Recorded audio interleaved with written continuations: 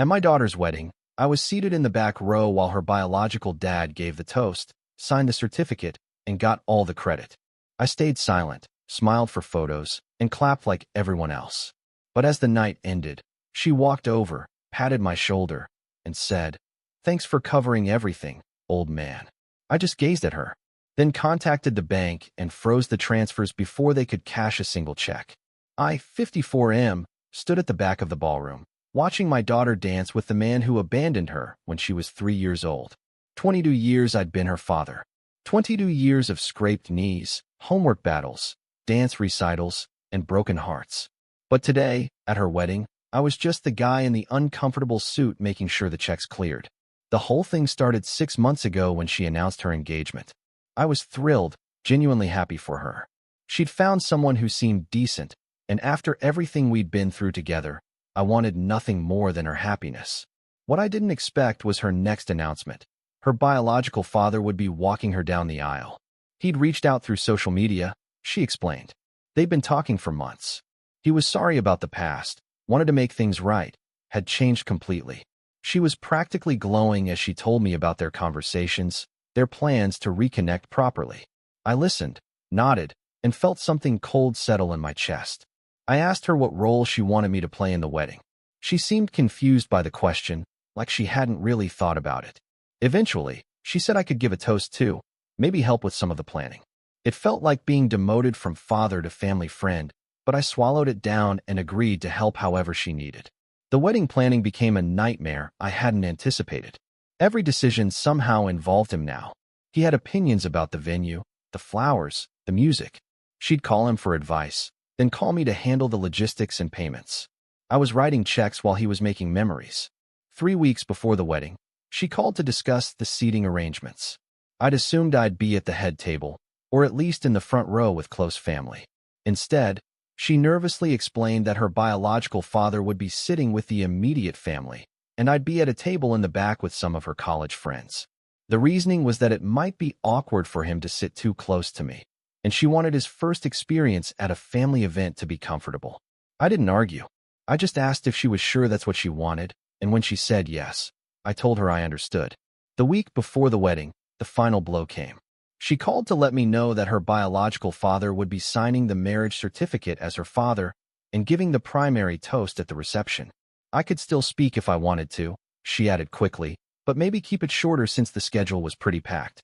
I hung up that call and sat in my study for about an hour, staring at the photos covering my desk. Her first day of school, holding up a gap-toothed smile. Her high school graduation, both of us crying happy tears. Her college acceptance letter, which we'd celebrated with ice cream and terrible karaoke. 22 years of memories, and apparently none of it mattered now that her real father had decided to show up. But I didn't say anything. I'd already paid for most of the wedding, the deposits were non-refundable, and despite everything, I still wanted her day to be perfect. The morning of the wedding, I got ready in my hotel room and practiced the short speech I'd prepared. I decided to focus on wishing her happiness and thanking everyone for celebrating with us. Nothing controversial, nothing that might make her uncomfortable. I arrived at the venue early to make sure everything was running smoothly. The florist had some questions about the arrangement placement. The caterer needed to confirm the final head count, and the photographer wanted to go over the shot list. I handled it all, same as I'd been doing for months. Her biological father showed up about an hour before the ceremony, looking confident and relaxed in an expensive tuxedo. I watched him greet relatives he'd never met, accepting their compliments on raising such a wonderful daughter with gracious nods and humble smiles. Nobody seemed to think it was strange that he'd been absent for 2 decades. The ceremony itself was beautiful.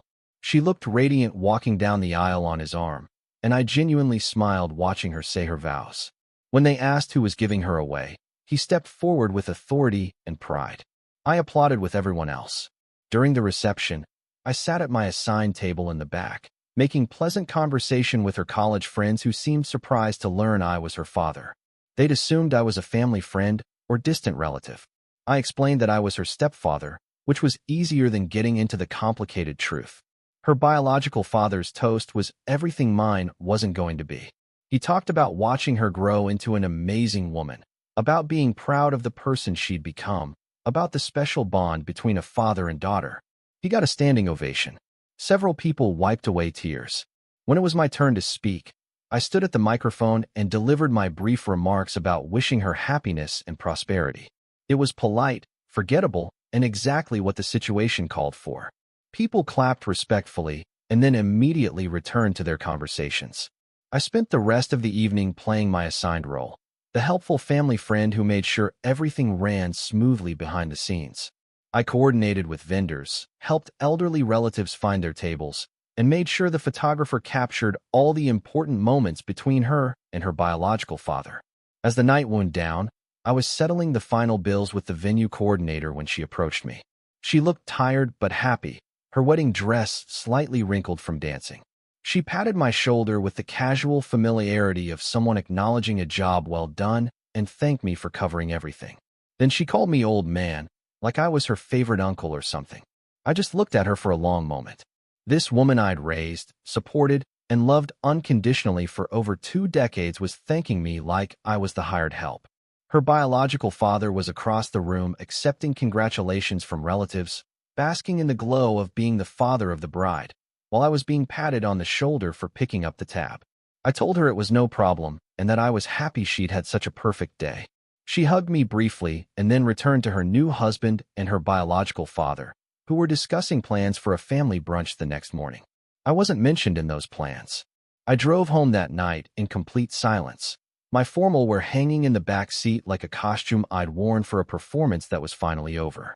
When I got to my house, I sat in the driveway for 20 minutes, looking at the dark windows and thinking about all the conversations we'd had over the years about family, loyalty, and what it means to be there for someone.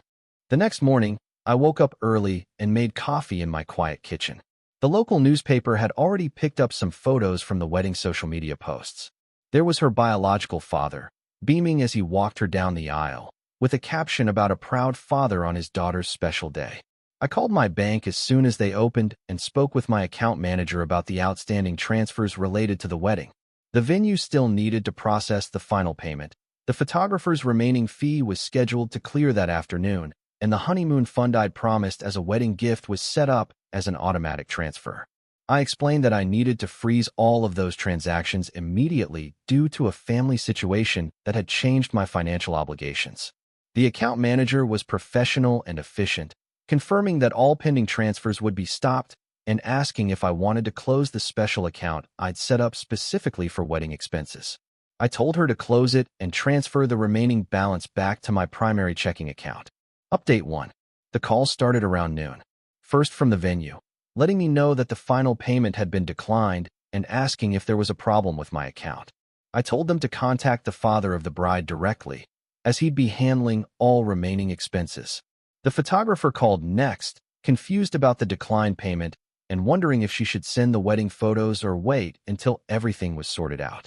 I gave her the same message, contact the father of the bride. By evening, my daughter was calling. She sounded stressed and confused, asking what was happening with the payments. I told her calmly that I'd decided to step back from covering the wedding expenses and that her father should be able to handle the remaining bills. After all, he'd gotten all the credit for being her dad that day, so it seemed appropriate that he handle the financial responsibilities too. She tried to explain that her biological father couldn't afford the outstanding bills, that she'd never expected me to just stop paying for things without warning. I listened quietly and then asked her when she'd started thinking of me as just the person who wrote checks while her real father got to be her actual parent. The conversation ended with her saying she'd call me back after she figured some things out. Update 2. 3 days passed before I heard from anyone again. My daughter showed up at my house unannounced, looking tired and upset. She explained that her biological father had disappeared after being asked to cover the wedding expenses. Apparently, his changed man act fell apart pretty quickly when real responsibilities entered the picture. She sat in my living room, the same place where we'd talked through her problems for years, and asked why I'd done this to her. I told her I hadn't done anything to her. I'd simply stopped doing things for her that she clearly didn't value or appreciate. She argued that the money wasn't the point, that she'd never cared about who paid for what. I asked her if that was true. Then why had I been relegated to the back row while someone who'd contributed nothing got the place of honor? Why had her biological father signed her marriage certificate while I sat with the college friends? Why had he given the meaningful toast while I got the consolation speech slot? She didn't have good answers for those questions. I told her that I'd spent 22 years being her father in every way that mattered. But apparently biological connection trumped everything else when it came to recognition and respect. So I decided that biological connection could handle the financial obligations too. She started crying then, saying she'd never meant to hurt me, that she'd just wanted her biological father to feel included. I told her that including him didn't require excluding me, but that's exactly what had happened. Update 3. 2 weeks after the wedding, my daughter called to tell me that she was working on paying back all the outstanding wedding expenses herself. Her new husband was helping, and they'd set up payment plans with the vendors. It would take them months to clear everything, but they were committed to handling it without asking for help. She also told me that her biological father had blocked her on social media and wasn't returning her calls. Apparently, his interest in reconnecting had been directly tied to the benefits of being celebrated without any actual responsibility. She asked if we could meet for coffee to talk about everything. I agreed, but told her I needed her to understand that our relationship had fundamentally changed. I wasn't going to continue being the person who provided everything while receiving nothing in return. We met at a small cafe near her apartment, and she looked genuinely remorseful as she tried to explain her thinking over the past year. She said she'd gotten caught up in the fantasy of having her biological father back in her life, and had somehow convinced herself that there was room for both of us without really thinking through what that looked like practically. I told her that I understood wanting a relationship with her biological father, but that wanting that relationship didn't justify treating me like hired help. I'd been her father for over 2 decades, and one day of wedding festivities had shown me exactly how little that meant to her when someone more genetically convenient showed up. She asked what she could do to fix things between us. I told her that I needed time to think about what kind of relationship we could have going forward, but that it would never go back to the way things were before. The trust had been broken in a way that couldn't be easily repaired. As I drove home from that coffee meeting, I realized that I felt something I hadn't experienced in months: peace. For the first time since this whole situation started, I wasn't angry or hurt or confused. I was just sad about what we'd lost, but clear about what I needed to protect going forward. The bank account I'd closed had contained enough money to cover not just the remaining wedding expenses, but also a substantial cash gift I'd planned to give them for their new life together. That money was still sitting in my checking account, earning interest, while my daughter and her husband worked extra shifts to pay off wedding vendors. I wasn't sure if I'd ever use that money for them again, but for now, it felt good to know that I had choices. For the first time in this entire mess, I was the one making decisions about my own life instead of just reacting to everyone else's expectations. Sometimes the people who love you the most are the ones who get taken for granted the most. Sometimes standing up for yourself means letting other people face the consequences of their choices. And sometimes the most loving thing you can do is stop enabling someone to treat you badly. I'd learned all of those lessons at my daughter's wedding, and they'd cost me exactly what I'd been willing to pay: everything.